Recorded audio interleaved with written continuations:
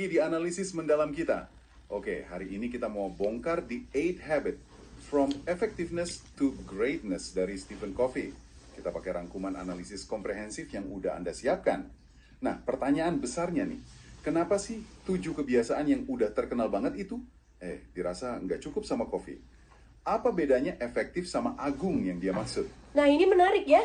Jadi kebiasaan ke-8 ini bukan cuma sekedar nambahin nomor 8 gitu aja setelah 7 kebiasaan. Covey lihatnya ini udah beda dimensi. Beda dimensi gimana tuh? Kalau 7 kebiasaan itu lebih ke gimana caranya kita bisa efektif, ya kan? Nah, kebiasaan ke-8 ini lebih dalam lagi. Nanyanya, oke, kita udah efektif nih. Terus, efektif buat apa sih sebenarnya? Gitu. Ini kayak jawaban Covey buat tantangan zaman sekarang, era pekerja pengetahuan ini. Maksudnya di era ini efektif aja nggak cukup gitu? Betul. Efektif itu udah jadi kayak ya standar aja gitu, udah bukan keunggulan lagi, udah expected. Nah, Covey lihat ada yang lebih dari itu. Di analisis Anda itu disorot diagnosis Covey soal adanya semacam penderitaan di banyak tempat kerja. Orang merasa frustrasi, nggak nyambung, kayak jadi bagian mesin aja. Oh iya, sering dengar juga sih keluhan gitu. Akarnya apa katanya? Akarnya, kata Covey, itu bentrokan paradigma. Kita ini kan hidup di era pengetahuan ya, di mana nilai itu datang dari kreativitas, dari passion, dari makna. Tapi banyak organisasi masih dijalankan pakai cara pikir era industri. Yang lihat orang kayak aset atau sumber daya yang bisa diatur-atur gitu ya? Persis, kayak benda. Nah, ini bentrok. Kebutuhan manusianya nggak terpenuhi. Itu sumber masalahnya. Oke. Jadi ada diagnosis masalah yang cukup fundamental ya? Terus solusi yang ditawarin Covey apa? Tadi Anda sebut soal paradigma juga. Betul. Solusinya adalah mengadopsi paradigma manusia seutuhnya. Ini ngingatin kita, termasuk Anda yang dengerin, kalau tiap orang itu punya 4 dimensi. Ada tubuh, ya, kebutuhan fisik kita, PQ. Oke, fisik. Terus? Ada pikiran, kebutuhan buat belajar, buat tumbuh, itu IQ. Lalu hati.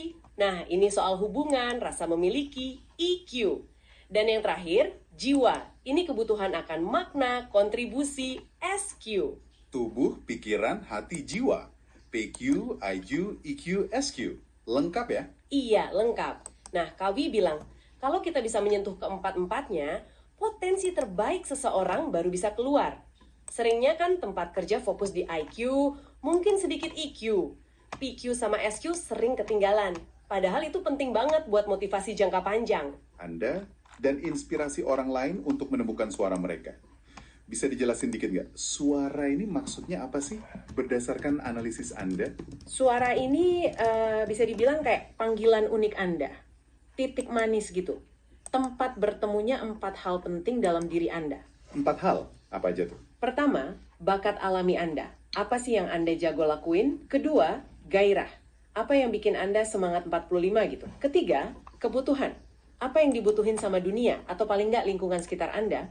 Dan keempat, ini penting, nurani. Kompas moral Anda. Bakat, gairah, kebutuhan, nurani.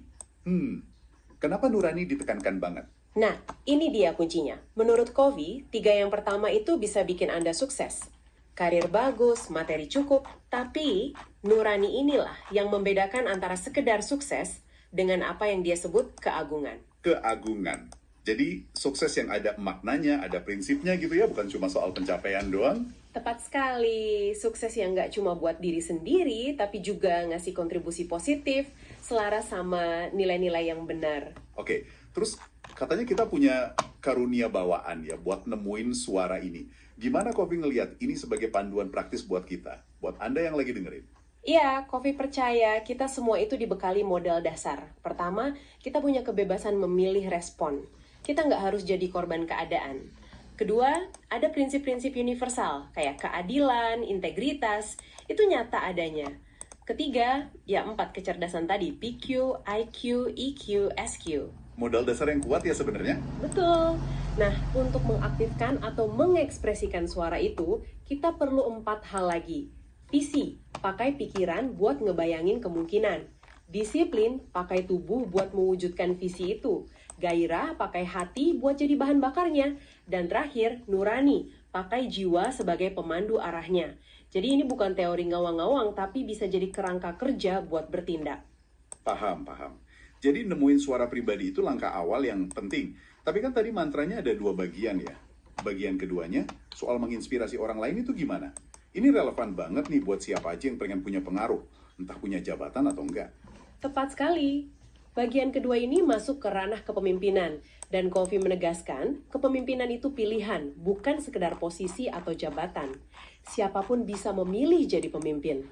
Oke, gimana caranya? Analisis Anda merangkum 4 peran kunci kepemimpinan ala Covey.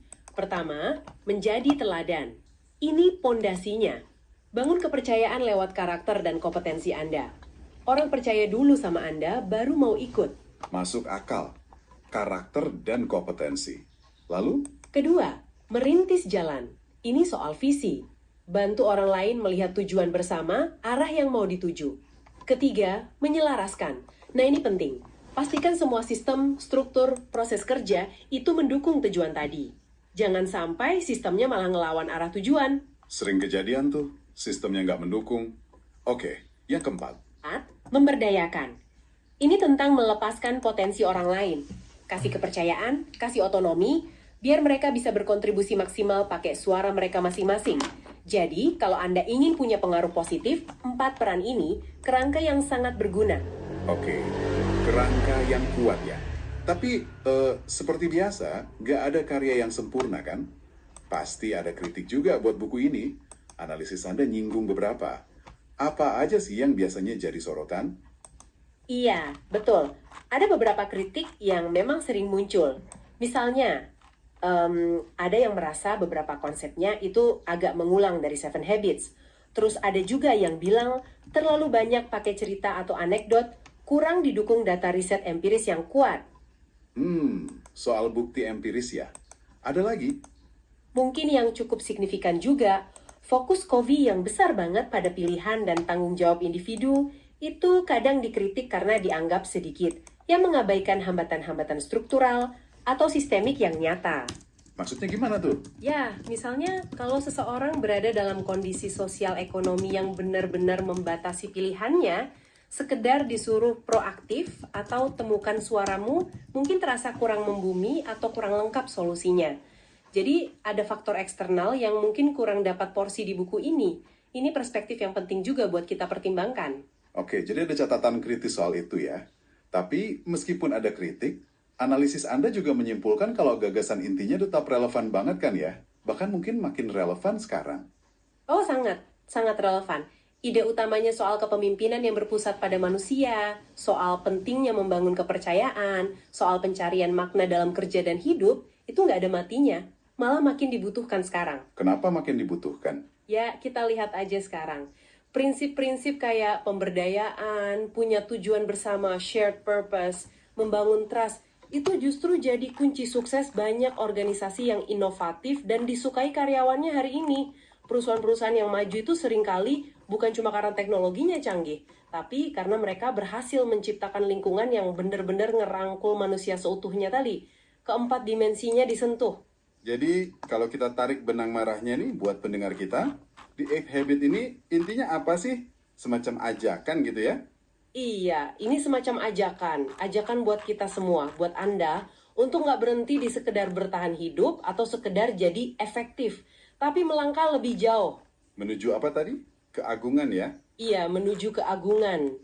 Maksudnya, hidup dan bekerja dengan tujuan yang jelas, menemukan kontribusi unik kita masing-masing, dan yang nggak kalah penting, membantu orang-orang di sekitar kita untuk melakukan hal yang sama. Jadi ada dimensi kontribusi ke orang lain juga ya? Betul. Sangat kuat malah penekanannya di situ. Nah, ini mungkin ninggalin satu pertanyaan reflektif nih buat Anda yang dengerin. Covey sempat bicara soal potensi kita bergerak menuju apa yang dia sebut era kebijaksanaan.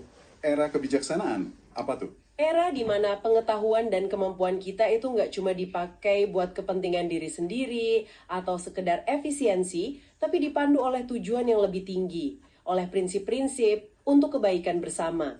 Nah, pertanyaannya buat direnungkan. Kira-kira satu langkah kecil aja apa yang bisa Anda lakukan hari ini? Sesuatu yang berdasarkan suara Anda, ingat tadi, Gabungan bakat, gairah, kebutuhan, dan nurani yang bisa jadi langkah awal menuju kontribusi yang lebih bijaksana di lingkungan Anda, sekecil apapun itu. Pertanyaan yang bagus buat dibawa pulang. Satu langkah kecil hari ini. Menarik. Selamat datang lagi di analisis mendalam kita. Oke, hari ini kita mau bongkar The 8 Habit